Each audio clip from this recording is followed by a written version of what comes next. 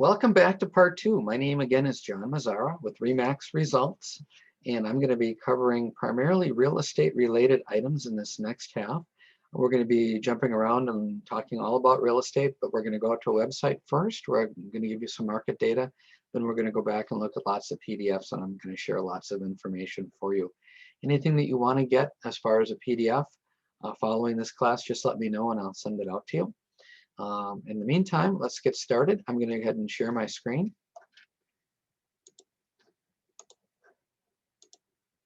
Okay, so this first screen takes you out to a website, mplsrealtor.com.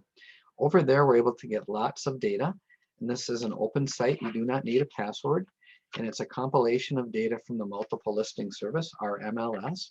So that's where we're going to get this data, and I'm going to show you how to find it. We're going to go into the Market Data tab. We're going to hit Reports. The three I think that are most valuable are the local market, the housing supply, and the foreclosure report. I'm just going to focus today on the local market. So we're going to click on that. And then off to the left, we see that we can, in this drop down, either pick a macro view, all of the different counties, or we can do a micro view, individual cities or areas within cities. So that's how you would do it. You'd say maybe the 13 county Twin City region. That's what I'm going to show you next. And you're going to hit View Report. But I'm going to stop this screen share and then go open up that actual report. So now you know how to get there. And next I'm going to show you the report.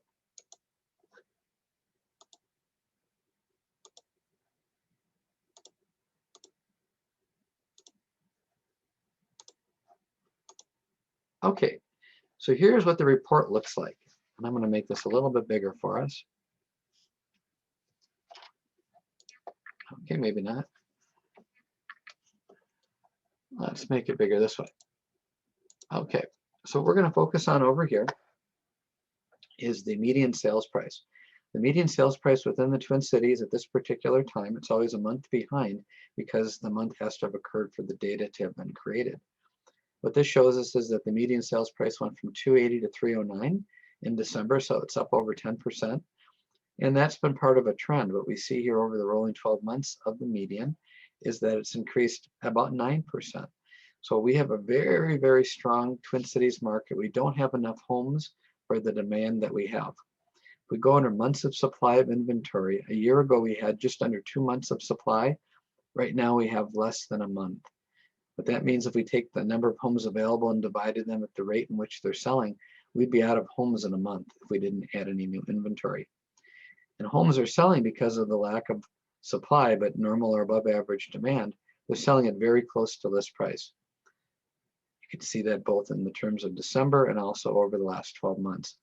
So your chance to negotiate on a property, probably very little.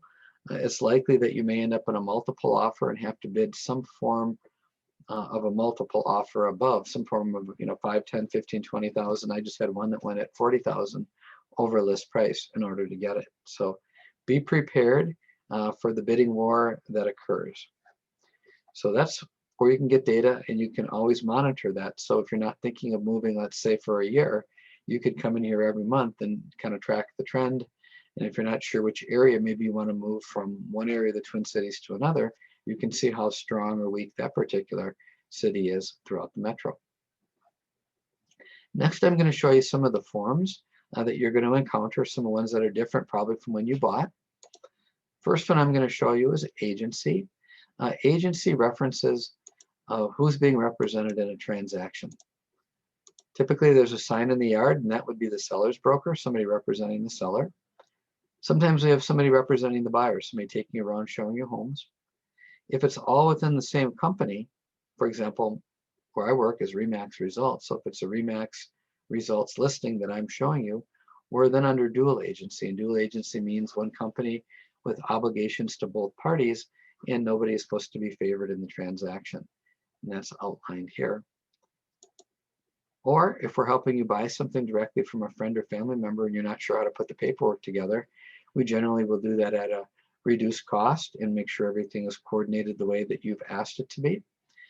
And then lastly, we have a notification in the bottom for all buyers and all sellers with regards to predators, sexual predators.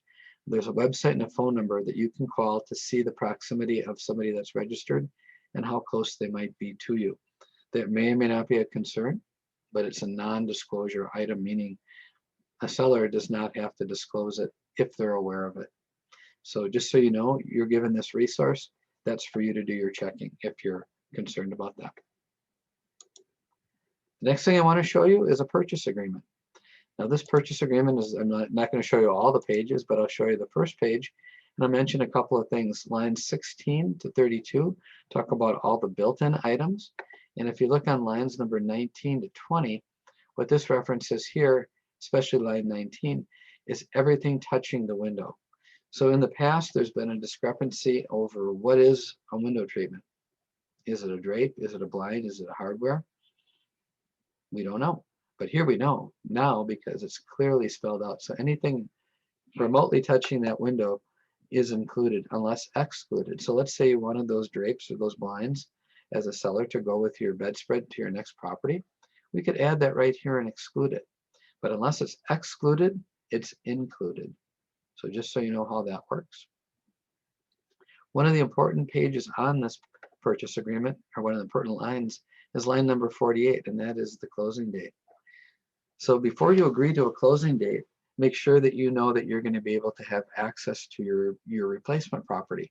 So if you're moving into an apartment, for example, you may not be able to get in until the 1st. And if you close on, let's say, the 27th of a month in a 30-day month, because the buyer needs to be out of their apartment in order to get into your home by the 1st, then you're going to be homeless for 3 days. You might be in an apartment or staying with friends or in a hotel. So make sure that you've coordinated and discussed your closing date so that that doesn't happen. And that kind of dovetails with this, which is why I put it here with lines number 271 to 273, which are referencing the possession date. So possession may or may not be the same as the closing date. Sometimes people will do rent backs. So for example, somebody may want your home, may want to lock up the interest rate today, but your new home isn't going to be ready. Maybe you're having something that's being built in or built out, and it just isn't ready to go yet. Well, they could buy it, and you could rent back from them for a period of up to 60 days.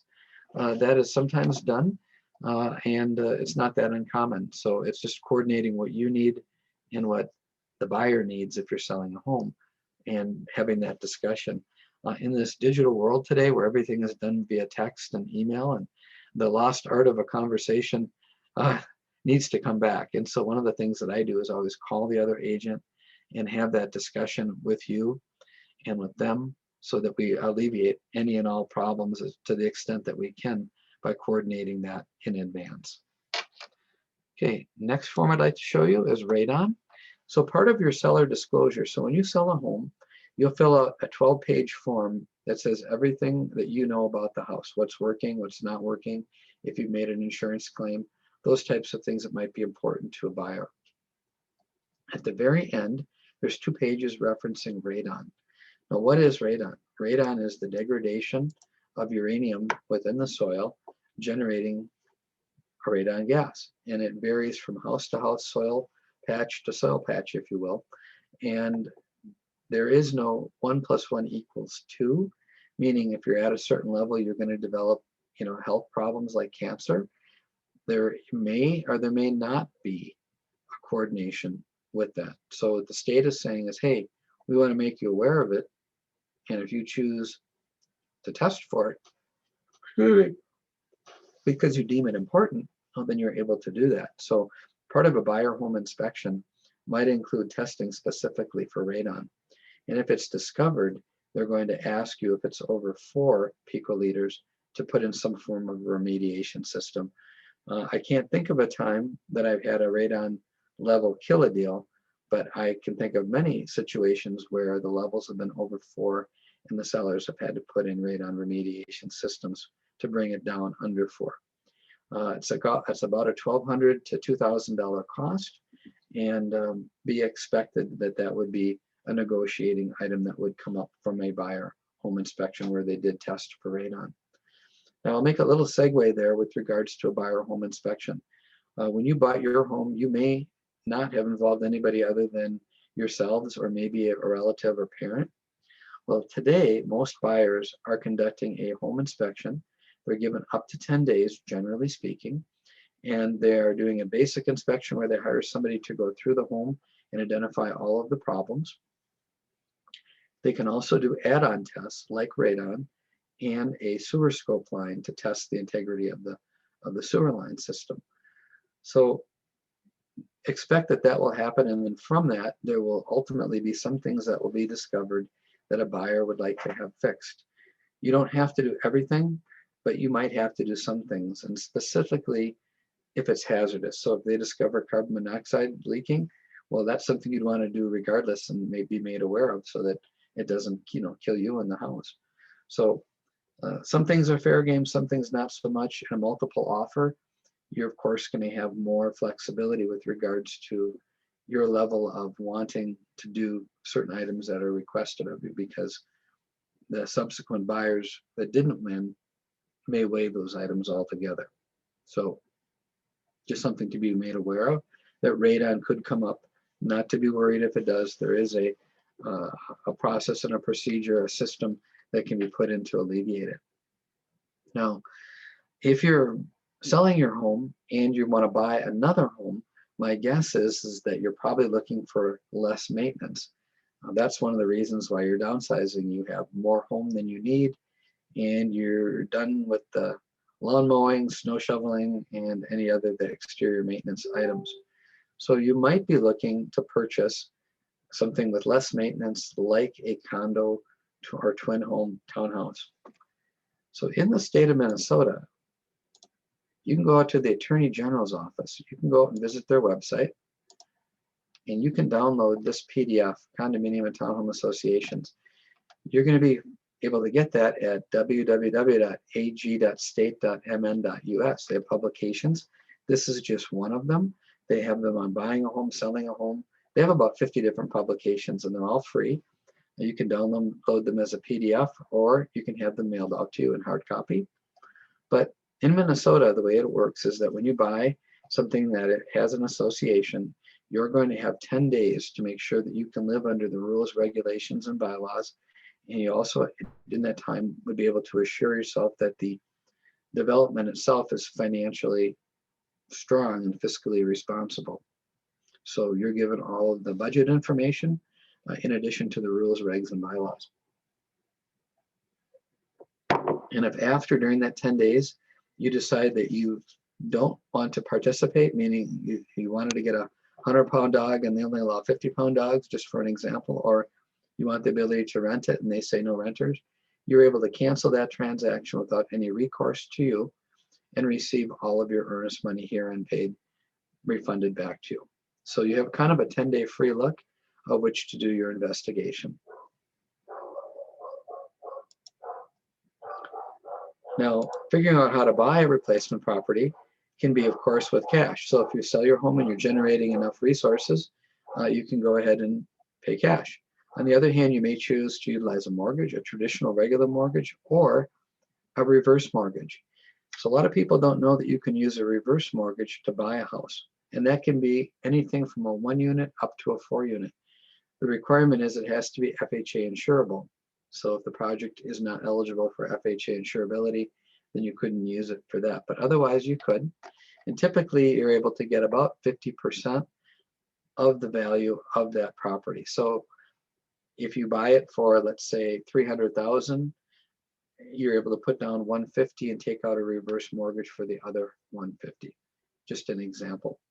And the way that that would work is that you would still be responsible for paying the taxes and the insurance that would be associated, and association fee if it has one, but your mortgage payment you wouldn't make. Now, it's not free. It accrues through something called negative amortization. It means it goes on the back end of the mortgage, so the mortgage grows. But that creates a cash flow that you don't have to make, or an expense that you don't have to make. It increases your cash flow because that house payment that you normally would make associated with the mortgage is being deferred. Now think about that in terms of a 1 to a 4 unit. So sometimes we have more month than we have money, and if you're in retirement, you don't have the ability necessarily to go out and get another job. So you have to adjust to that lower income and adjust your spending accordingly. Well, If you bought a multifamily unit and you lived in part of it, so you lived in one half of a duplex, for example, you'd be able to bring in the rent from the other side and not have any house payment associated other than the taxes and the insurance with that building altogether. So you have a very low payment, plus you have income coming in. So it could be a great way for you to improve your retirement by actually living in a multifamily unit and owning it and financing it with a reverse mortgage. So I just wanted to put that out there as an interesting idea. Now we have a guide. We have lots and lots and lots of resources. This is the ReMax Home Selling Guide to help you navigate the home selling experience. Shrink the page a little bit. It says you've got this. Selling can be complicated. That's why, like, whomever you choose to work with, you want to work with somebody that has some experience. As I'd mentioned earlier, this is my 35th year. I've sold over 1,000 homes. So I am an excellent guide. I have a lot of knowledge and experience that I would love to share with you. Make sure that somebody that you hire isn't learning at your expense. I know you may not do this every day like we do or like I do. Make sure you have somebody that's in the game and that has been for a while.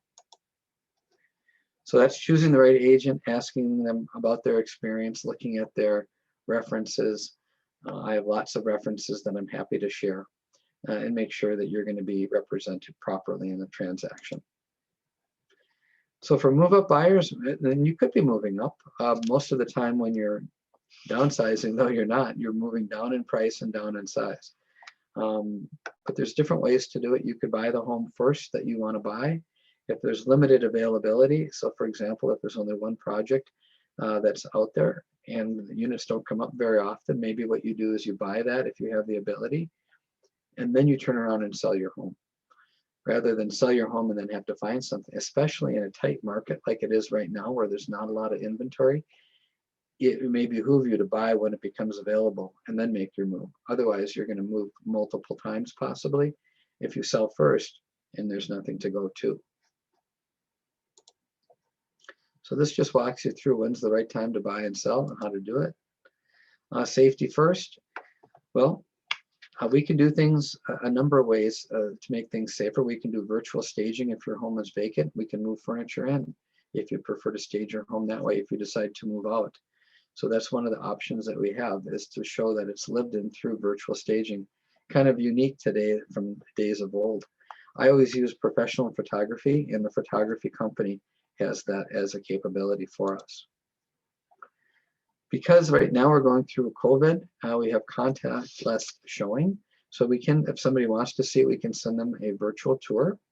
We can walk them through the home with a camera. And we try to limit the overlap of showings so that we have limited amounts of people in the home at any given time. Things that you want to do is, of course, make your home as presentable as possible.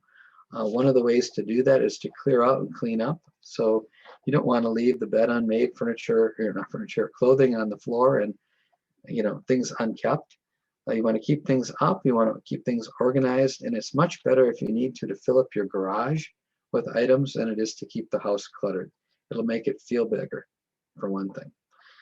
You want to try to keep up with the house. Now, you can sell a home in any condition, so you don't have to bring it up to speed, but know that if you don't, if you're leaving some items left behind, that will cost you in the terms of it. It has to be discounted in the price so that the new buyer is willing to take on those types of responsibilities. I'm able to walk you through that and discuss the benefits, the advantages and disadvantages of making some improvements to improve the saleability of your property. During the showings, you do need to leave. You typically don't stay during the showing time. And one of the things too you want to do is be protective of your property, in the sense that if you have any valuables, you want to go ahead and hide them or remove them altogether. The same if you have any medications in the home, you don't want those to be left behind, so that somebody, if they had a problem, they were able to find them and take them from you. So don't leave anything in the bathroom drawers or in the kitchen cupboards that's readily accessible. If somebody had to, if somebody went in and used your bathroom, which I got to be honest with you, some people will need to use the bathroom. So make sure you don't, again, have anything in the bathroom drawers that you don't want somebody to have access to. We can have you, if you can't decide what you need to keep and what needs to go, we can also help you coordinate a pod. And we have discounts with moving companies and pods where that can be arranged. A home seller glossary, some of the language, I have a vocabulary based on real estate. I'm sure some of these terms might be new to you. So we have definitions here of some of the terms that you're going to see. And this is just, again, one of the guides that I can provide to you to make your move as painless as possible. Another one that I have for you is the secrets every home seller needs to know. This is a flip book, and you can go out to this website. I also have some in hard copy. It's a nice little book. It tells you what to expect during the selling process. Now, as you're getting ready to sell your home, there might be some mistakes that we can avoid. So they interviewed over 1,000 agents, and they said, what are the mistakes that sellers are typically making? And so one is lack of showing ability. So a buyer will typically look at your home when they get off of work. So that's going to be evenings and weekends. You want to make sure that your home is accessible. If you say, well, they can't come after 7 or they can't come on the weekend, well, then you're limiting the buyers because they're going to look during their time, not necessarily when it works for you. So try to be as accommodative as possible. Overpricing your home, sometimes, especially in this market, people will want to try the price a little bit higher, and that's not a problem. We can start. It doesn't matter where we start, it's a matter of where we finish. And what I mean by that is that you don't want to stay where the market isn't, but you can test it, and if the market doesn't bring you any offers, then we can always make a price reduction. Decluttering, always very important. You always want to try to make your property as big as possible. Unwilling to negotiate. Well, we saw based on some of the earlier data when we looked at the 13 counties that the majority of sellers are selling right at about list to sale price. However, there still is a little bit of negotiating that needs to be done, and so I would encourage you to expect that. Now, again, if we're in multiple offers, you may be pleasantly surprised in that you've netted much more than you're asking. So your ability to negotiate on price anyway will be limited, but you may need, in order to get that price, you might need to allow a closing to occur on maybe a buyer's time frame. They're willing to pay you more, but you need to be accommodative that way. If you have animals, and I'm a big animal fan, so nothing against animals, you may need to deodorize your house, and that may be duct cleaning. I may even be removing the animal depending on what's going on, if the animal's having accidents and creating a lot of damage in your property. So we'll talk about that. But note that people sometimes are turned off by odors, not only animals, but smoking definitely. So it's very hard to sell a property to a non-smoker when a smoker has been in there and made it smoky. So know that can be a problem. So if you're a smoker, if you can keep it outside or in the garage, that's much better than in the house. The other thing is repairs. Won't make repairs. You may have to make some repairs as part of the mortgage approval process. So every property, when it's sold, if a buyer is using a mortgage, it requires an appraisal. And then from that appraisal, there may be work orders that the lender requires in order to finance it. If you won't make those repairs, or if they're not completed, the buyer can't get their mortgage. So there might be a limited amount of certain things. Now, FHA is picky on roofs, windows, and lead-based paint. VA is all of the same and then a little bit more. So know that when you sell it under FHA or VA, there's a greater likelihood that a work order could come up. And when I walk through your home, if you have me out, I'm going to go ahead and point out issues that I think could be appraisal issues. So if you wanted to address them in advance, you certainly could do so. Okay, so I do have homework for you too as part of your selling process. So here on our seller's homework list, what I'd like you to think about on a piece of paper and Word document, and I can write it out for you, or if you're good on the computer, you can type it up, but a list of all of the improvements that you've made and when. So the last time you put the roof on, when you replaced the furnace or water heater, or any other things major that you've done. Another thing would be the amenities and things that make your property special. So for example, there may be a park around the corner, a school 2 blocks away, shopping 3 blocks away. Those are things that a new buyer coming into your house wouldn't necessarily know, especially if they're not necessarily from the area. So creating that list creates and justifies the value of why your home is special and why it's potentially worth more. And then a list of the demographics, meaning just are there, who is in here? Is the neighborhood, primarily single people, retired people, people with children? Sometimes people like to know if they're going to have little buddies for their kids. So that's important sometimes if a young family is moving in. Neighborhoods turn over all the time. So the fact that there isn't a young family, next door isn't going to be a deal killer.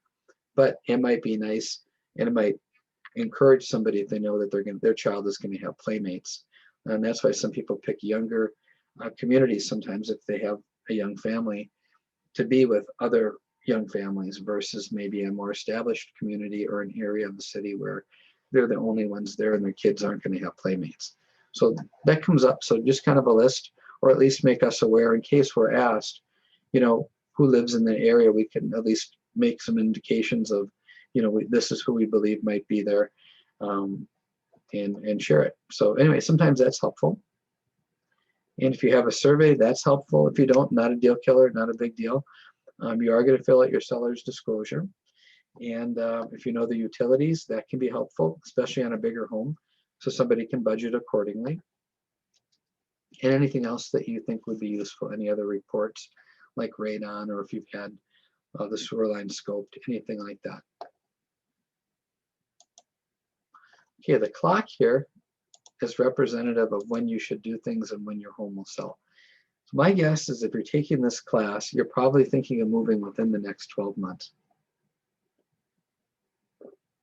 That's about how long, I would say the maximum. I guess everybody's situation is different, but 12 months would be probably the maximum amount of time that you would need if you have a plan to get things in place and get things ready. So again, if we chunk it, meaning this month we do this, the next month we do that, next month we do the other thing, it shouldn't take you more than 12 months to start decluttering, moving things out, maybe making some repairs and getting the home ready. Now, if you know you're going to put the home on, let's say in the wintertime, but you have a whole year to get it ready, then let's go ahead and take some of those pictures in the summertime to showcase your garden, your perennials, the yard itself, because it's all going to be under snow if you're selling in the spring market in Minnesota, where we have snow at this time. So a little bit of pre-planning lets us do some of the preliminary work when it would put your best foot forward, like taking the photography. Okay, and lastly, if we happen to work together in the future, I have a coupon for you. It's for a free home warranty. Now, this home warranty can be utilized on your next purchase or on the sale of your home. And so if we're able to consummate a transaction with a successful closing of either the purchase or the sale of your home, where I represented you, I would buy one warranty for either or. Now, the warranty, if it's used for your home that you're selling, might provide peace of mind to a new buyer, especially if you happen to have old mechanicals. So if you have maybe a fully functional furnace, but it's 30 years old, a buyer might say, oh boy, that could break and I don't have an extra $5,000. If we offered the home warranty as part of your sale, that would provide at least somewhat of a firewall between that repair and the replacement. Now, it's always subject to the terms of the warranty, so it doesn't mean if the furnace goes out that they're going to get a new furnace, but they would be able to make a claim, and then the technician would come out and look and see if it was qualified to be replaced or repaired under the warranty. So it provides peace of mind. It makes your home a little more sellable than the home warranty, or the home that doesn't offer a home warranty. And that's about a $600 value. That's approximately how much it cost me to purchase that home warranty. So again, you would get one from me if we did business together and I represented you in a successful purchase or a successful sale. You'd get one for either, not for both. All right, so with that, I'm going to go ahead and wrap up the class. I do have more documentation that I can provide you, and everything that I showed you, I can send you a PDF of. You just have to let me know. You can send me an email at john@johnmazzara.com or give me a phone call at 612-386-7027. And wherever I can help, I'm happy to do so with regards to the home and the downsizing process. Thank you very much, and I wish you the best in your transition. Thank you.